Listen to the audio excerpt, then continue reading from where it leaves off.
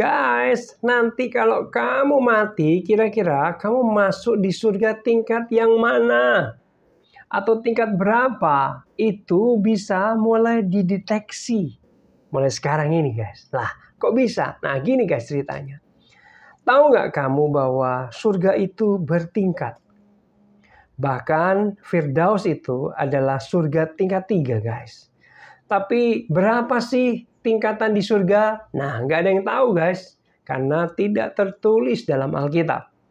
Tapi ada memang beberapa orang yang mengaku pernah diajak ke surga, ketemu dengan Tuhan Yesus di surga, diajak jalan-jalan, lalu dia hidup lagi ke dunia, lalu dia menulis buku, menceritakan bersaksi bahwa surga itu gini-gini, surga itu tingkatannya 7 dan lain sebagainya. Saya punya beberapa buku orang-orang yang sudah pernah dibawa Tuhan Yesus ke surga. Dan memang dia bilang surga itu bertingkat. Ya, walaupun kita mendengar kesaksian penglihatan ini hanya sebatas, oh mungkin benar. Surga itu ada tingkat 7. Ya, tapi yang kita pegang firm, kuat adalah dasar dari pengetahuan yang ada di Alkitab. Alkitab tidak mencatat ada berapa tingkatan di surga, tapi minimal ada 3. Karena tadi saya bilang Firdaus itu tingkat 3. Nah, tapi saya pengen mengajak kita guys membuka ayat firman Tuhan yang begitu penting yang akan kasih penjelasan buat kita. Nah, Wahyu 22 ayat 12. Sesungguhnya aku datang segera dan aku membawa upahku untuk membalaskan kepada setiap orang menurut perbuatannya. Guys, gini. Orang yang mati di dalam Kristus Yesus atau orang yang percaya Yesus, dia mati pasti ke surga. Ada banyak ayat.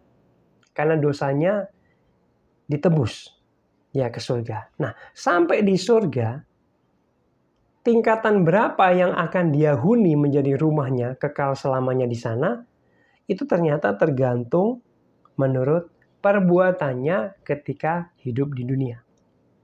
Ya, membalaskan kepada setiap orang menurut perbuatannya. Jadi gini guys, kalau kamu sering berbuat baik, nolongin orang, nyumbang, membantu misi, beritakan Injil, ya bersaksi, melayani Tuhan, melakukan perbuatan-perbuatan yang baik, perbuatan-perbuatan yang kasih, sesering apa itu akan menentukan tingkatanmu. Semakin sering semakin naik tingkatan di surga. Ya kira-kira seperti itu guys. Tapi kalau kamu cuma sekedar Kristen, perbuatan baikmu sedikit, ya kamu mungkin ada di surga yang bawah guys. Nah misalkan, ingat orang di sebelah kanan salib Yesus. Ya, dia itu selama hidupnya jahat banget, bener nggak? Tapi ketika dia mau mati, dihukum mati, disalib bersama dengan Yesus, dia bertobat di sana, percaya Yesus. Nah, Tuhan Yesus bilang apa? Kamu, hari ini juga kamu akan bersama aku di Firdaus. Artinya, orang itu masuk surga, tapi tanpa perbuatan baik. Nah, saya mau pastikan, dia masuk surga, tapi tingkatannya yang paling bawah. Karena dia belum sempat melakukan perbuatan baik. Nah, guys, saya akan membaca ayat satu lagi. Matius 5 ayat 19. Karena itu siapa yang meniadakan salah satu perintah hukum Taurat sekalipun yang paling kecil. Dan mengajarkannya demikian kepada orang lain. Dan perhatikan ini. Ia akan menduduki tempat yang paling rendah. Ternyata ada tempat yang paling rendah di dalam kerajaan surga. Tetapi siapa yang melakukan dan mengajarkan segala perintah-perintah hukum Taurat, ia akan menduduki tempat yang tinggi di dalam kerajaan surga.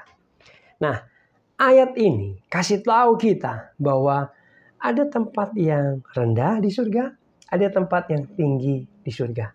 Ini bukan berarti Allah kita itu membeda-bedakan, pilih kasih, main-main kasta. Bukan. Kenapa? Karena Allah malahan adil. Betul apa betul? Nah, kenapa? Karena orang itu akan dibalaskan menurut perbuatan masing-masing. Semakin kamu banyak melakukan kasih, perbuatan baik, semakin tinggi tingkatanmu di surga. Jadi jelas, perbuatan baik kamu bukan untuk masuk surga. Amin. Saya ulang. Jelas, perbuatan baik kita bukan untuk masuk surga. Tapi untuk masuk surga, kita percaya Yesus. Amin. Nah, perbuatan baik itu dihitung akan dibalaskan kita di ke surga nanti, ya, menentukan tingkatan dalam kerajaan surga. Dan kalau mau lebih jauh lagi, saya juga berani memastikan orang-orang yang akan masuk neraka, orang-orang yang tidak percaya Yesus akan dihukum di neraka juga sama, akan dibalaskan menurut perbuatan mereka. Contoh, sebut saja Hitler. Orang yang jahat banget, bunuh jutaan, 6 juta orang Yahudi dibunuh. Belum ras-ras yang lain dibunuh. Betul, saya percaya dia akan menduduki tingkat yang paling kelam di neraka. Salah satu yang paling kelam, mungkin Kaisar Nero yang begitu kejam terhadap orang-orang Kristen. Ya, mereka akan dihukum yang paling kelam, yang paling mengerikan di neraka. Karena perbuatan mereka menyertai mereka. Karena mereka dibalaskan menurut perbuatan mereka, guys. Amin. Semoga ini mencerahkan kita semua bahwa surga bertingkat, dan kira-kira kita tingkat berapa ya? Mulai hari ini boleh saya pesan sama kamu, yuk lakukan kasih. Yuk lakukan perbuatan-perbuatan baik kepada sesama, juga kepada Tuhan, melayani Tuhan dan lain sebagainya. Supaya kita punya kedudukan yang tinggi di surga. Dan saya dengar, guys, para martir yang menyerahkan nyawanya bagi Kristus, dia punya kedudukan yang cukup tinggi atau paling tinggi di surga. Kita akan lihat nanti. Amin.